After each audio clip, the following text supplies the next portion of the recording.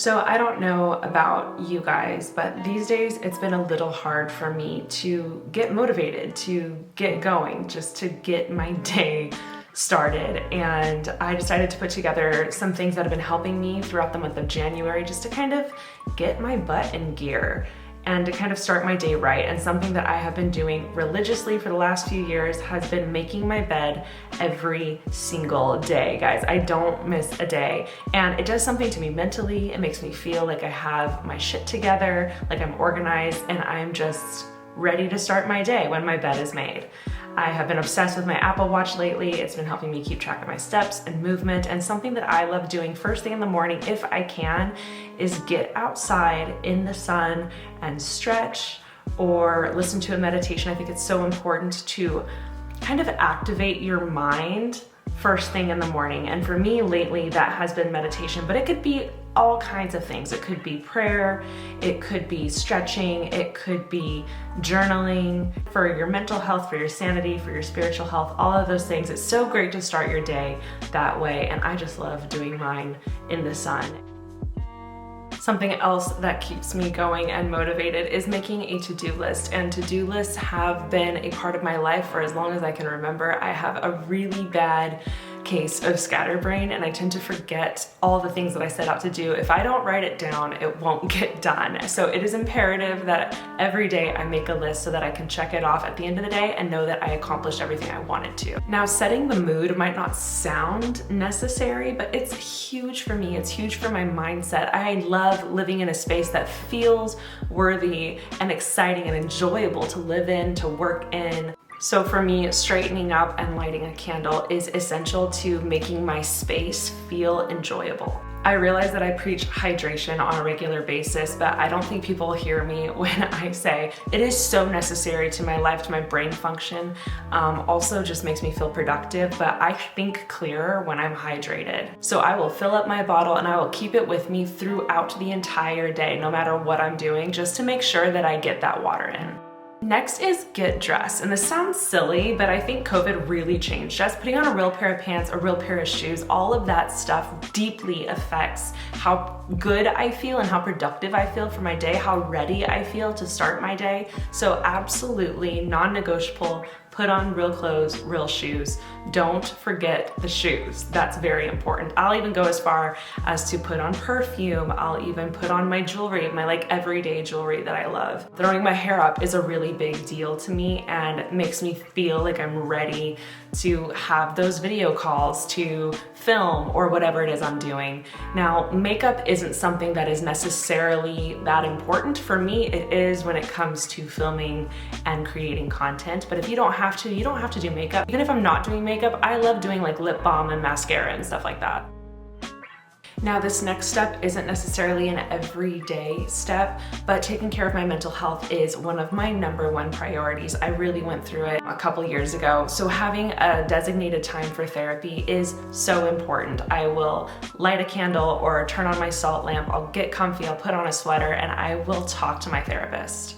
Today's video is sponsored by BetterHelp. And I am so excited because I, again, am working with BetterHelp. I've been working with them for the past few months. I align fully with their messaging, and I think it is so important to focus on your mental health, because if you can take an hour out of your week to focus on yourself and focus on your well-being, then you become so much more productive throughout the rest of the week because you took time for yourself in that way. Now, if you haven't heard of BetterHelp, let me break it down for you. BetterHelp is the world's largest therapy service, and it is 100% online. BetterHelp is here to help you, so they'll meet you where you're at. If you don't want to do video chats or don't feel comfortable doing video chats, you can do phone calls. They're available 24/7 to message, and finding the right therapist is so easy. All you have to do is take a quick online quiz just to kind of give them an idea of what you're looking for, what specific topics you want to talk about, so that they can help you find the right person. And then they'll assign you a therapist so quickly.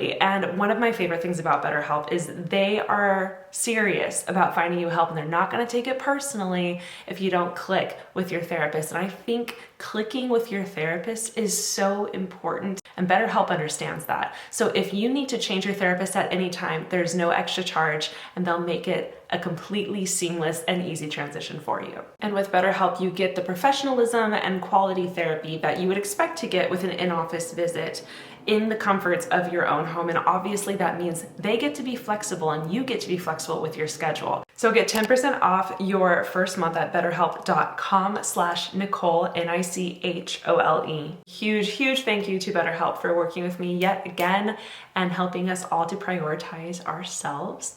And let's get back into all of the fun tips I have for you today. Having an intentional space that is just for work is so crucial for me. This is the first time that I've had a separate room just for work. I have a place for my phone. I have a place for my laptop. I have everything in its original space, and it is my sanctuary for work. It's where I feel the most creative. It's where I feel the most put together, and it is so crucial to my productivity.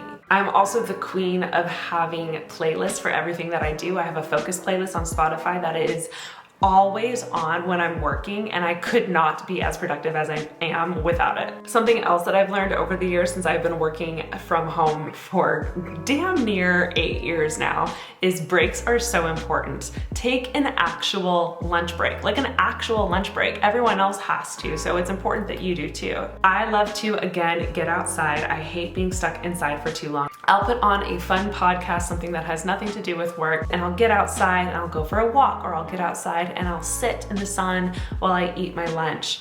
I think all of those things bring me life personally. Your version of what you might need during your lunch break might look different. Maybe you need peace and quiet and you just need to sit with yourself. Doesn't matter. Take an intentional lunch break. Now cut to the rest of the day. I love having things that are routine. I think routine is so important, and that includes for me watering my plants. This isn't something that happens every day, but when it is plant watering day, I make a whole thing out of it. I'm listening to music and I water each plant, and I'll wipe down the leaves, and I'll make it feel nurturing for me to take care of them, and I'll make sure that they get the love that they need. It has become a part of my routine, and I look forward to plant watering days all the time. And even though I straightened up in the morning, later in the afternoon is when I normally deep clean. I'll do the dishes, I'll start a load of laundry, I'll vacuum, I'll do all of the nitty gritty stuff, and I'll listen to a super fun podcast. This is usually my murder true crime podcast time, where I get to zone out to that while I clean my house, scrubbing my counters while I listen to Crime Junkie or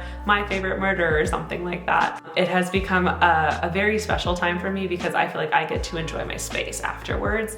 And when I have time, I love to enjoy my space by reading. That is something that I like to treat myself with. I've fallen off the reading grind a little bit, but I'm back at it. I'm reading Daisy Jones and the Six. I'm so excited for the show that's coming out. If you guys have read it before, let me know your thoughts below. And then the best part is the rest of the day is yours, and you get to treat yourself by spending the rest of the day however you want. You can go for a drive with your dogs, you can go for a walk with your friend, a hike, you can make a really yummy dinner. I love treating myself to a dinner and making a thing out of it. It doesn't have to be a fancy dinner. It could be a bowl of cereal for all I care, but I like to dim the lights, play dinner music, light a candle, have one of my favorite TV shows on while I prepare my food.